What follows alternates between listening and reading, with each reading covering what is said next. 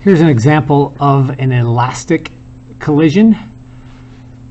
So we have a red billiard ball with a mass of 50 grams traveling at 6 meters per second, collides head-on with our blue croquet ball, which is a mass of 30 grams, and it is initially at rest. If this collision is perfectly elastic, what's the final velocity of the red ball? So let's draw a before and after picture. Before here, we have a red ball. We'll say it's moving to the right. So there's the mass of our red ball, the velocity of our red ball. It's traveling towards a blue ball. This is blue-green, but good enough. That's the blue one, and its velocity is 0. Now, afterwards, they collide. How fast are they going? Not real sure. This one's more massive. My experience leads me to believe that it might be continue going to the right. I don't know, but I really don't know, right? It's going, velocity of the red final, I don't know. This left is a guess. I'm not going to put in any sign for that. Oh, that's red. Now the blue ball is definitely going to go to the right. It has no other choice.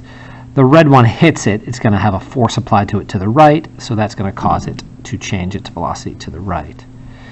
Now, the red one, if it goes right, it's going to go slower, but it might go back to the left. I don't really know. But what I do know is that this collision is perfectly elastic. And that means that if I add up all the momentums initially, it's going to equal all the momentums finally. That's true in every collision. It doesn't have to be elastic. This is in one dimension, so I'm just doing the x's. But since it's elastic, I also know that if I add up all the kinetic energies initial, that will equal the sum of all the kinetic energies final. So I'm going to move this over here to leave some space to do the work. So this equation looks like this. Momentum of the red initial plus the momentum of the blue initial will equal the momentum of the red final plus momentum of the blue final. Now the blue is at rest, so I know that is going to be 0. This expands to mass of the red, velocity of the red initial is going to equal the mass of the red, velocity of the red final, plus the mass of the blue, velocity of the blue final. Not much more I can do there. I know these two things, I know the masses, don't know the ending two velocities. Can't solve that yet. But I do have another equation, the kinetic energy equation. So we know that the kinetic energy of the red initial plus the kinetic energy of the blue initial will equal the kinetic energy of the red final plus the kinetic energy of the blue final. The sum of the kinetic energies before and after the objects are totally separated will be equal.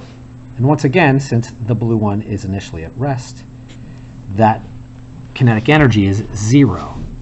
Now these expand to 1/2 mass of the red, velocity of the red initial squared.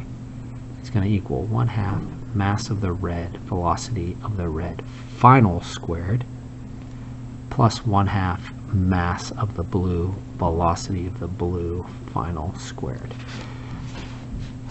If you wanted to clean things up, we could leave these finals off. There's only one blue, but we'll leave it as it is for now. The halves all can reduce, but we've been shown in class that when we have elastic collisions, that the combination of these two equations, if we want to find one of those velocities, we have the outcome. We were given that in the notes. So we want to find the final velocity of the red ball. I'm going to make the red ball my ball number 1, and the blue one is number 2. And we were given an equation in class that when these two things are combined, actually these two are combined, you get this, that the velocity of the red final, which is number 1, would be equal to the quantity, the mass of the red minus the mass of the blue divided by the mass of the red plus the mass of the blue. All that times the velocity of the red initial plus